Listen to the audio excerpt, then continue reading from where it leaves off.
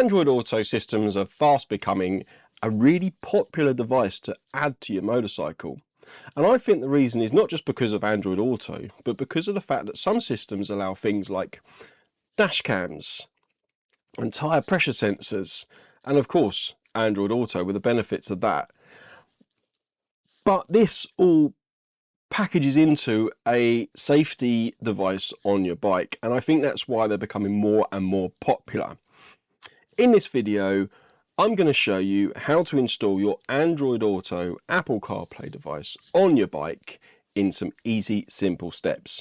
And just because it's my V-Strom 1050, and just because this particular product is the CHIGEE AOOCCI Max, it doesn't mean the principle doesn't apply across the board. If this is your first time watching, please give me a thumbs up, give me a subscribe and comment below. If you've already got your Android Auto Apple CarPlay device, that's great. But if you haven't, do check out my website tomstc.co.uk for savings across many manufacturers.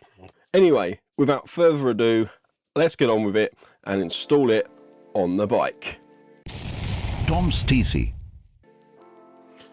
So the first job will be prepare the bike ready to receive the new device.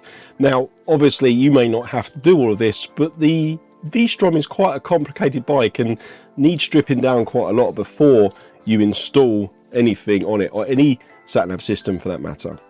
So first of all, I take away the screen and I remove this bit of fairing here, which is held in by these plastic rivets.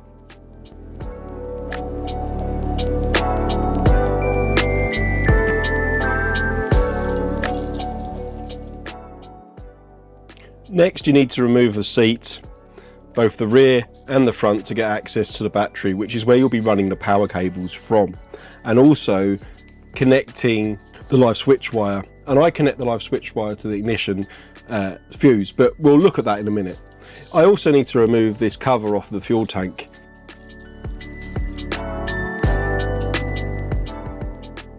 It's quite handy on the V-Strom because you can run cables up underneath this area. In this particular video, I'm actually removing the AOO5 light.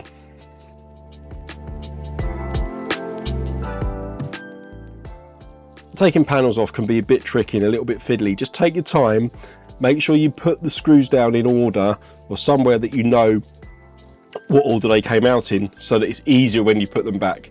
In some cases it's just easier to actually put them back in the holes they came out of. To get the fairing off, I actually have to remove the beak under section as well. Now I've removed everything out of the way, I can easily route the cables through the bike. Next part you'll need to do is actually disconnect the battery, and to do this, remove the negative first and then the positive. I've already done it here, I didn't actually film that section, so sorry about that. Next up, you'll need to connect the device to your battery, and to do that you need to start with a positive and then move over to the negative. This can be quite fiddly, and just make sure you think about where the cables go first of all. My bike's got quite a few accessories on it, so there's quite a lot of cables about, and in this case I'm actually putting it on top with a battery trickle charger adapter as well. As you can see here, I'm also applying the negative point as well.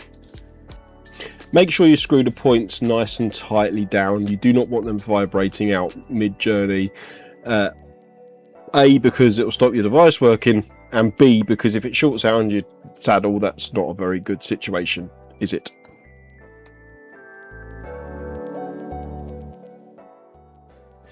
Once you've got the terminals connected, some devices come with a switched power line, which is usually yellow.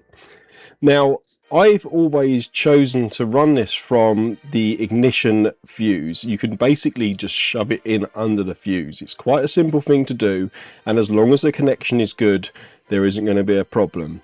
And what this allows the system to do is power on when you turn on the ignition. If your ignition fuse is not close enough to the device, you can sometimes feed it into a live wire as well, but this works really well. Some devices have smart boxes on them, so they can tell when the voltage drops the battery and actually turns the device off. In that case, you wouldn't need to do this.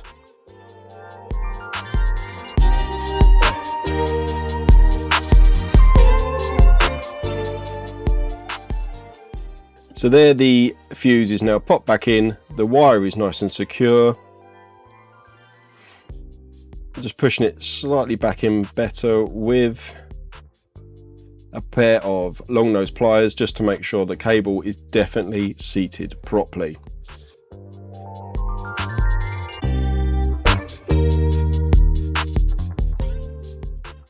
And then you just close the dust cover, and that's the device now connected to your battery, and you can move on with the rest of the setup.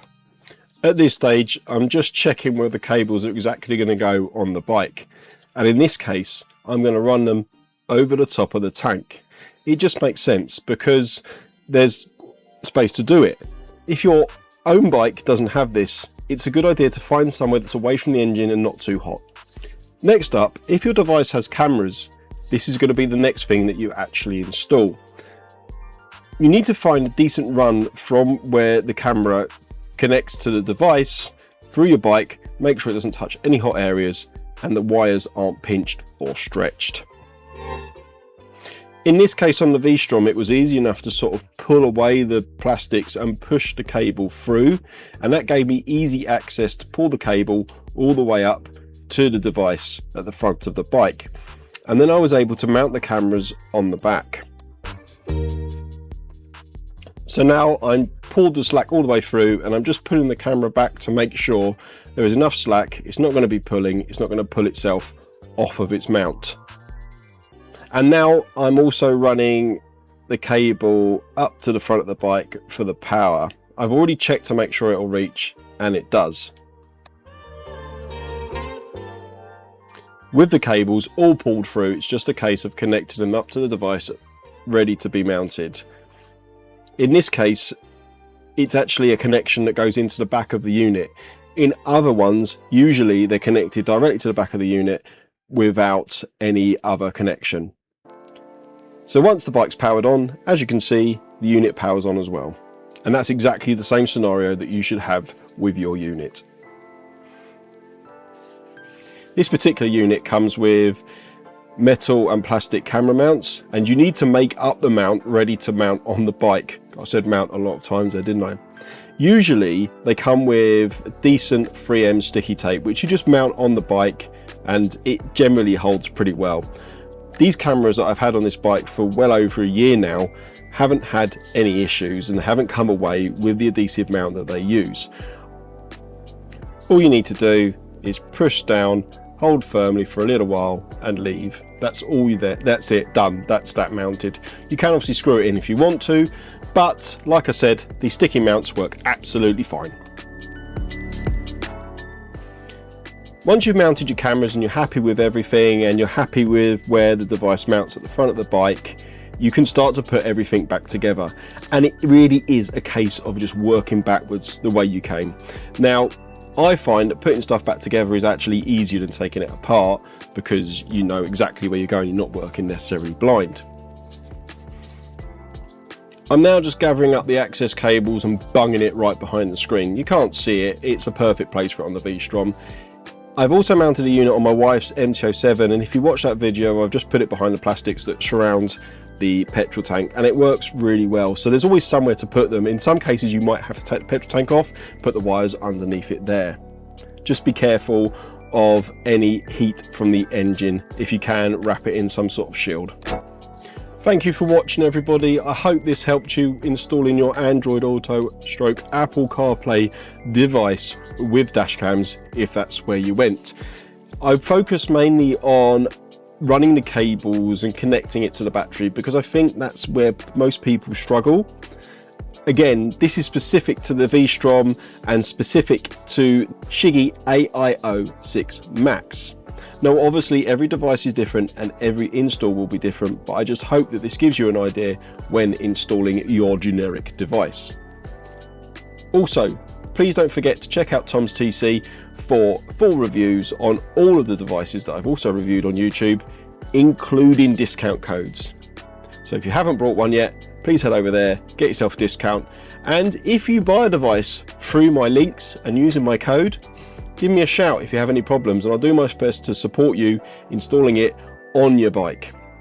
Anyway, Thank you so much for watching. See you next time on TOMSTC.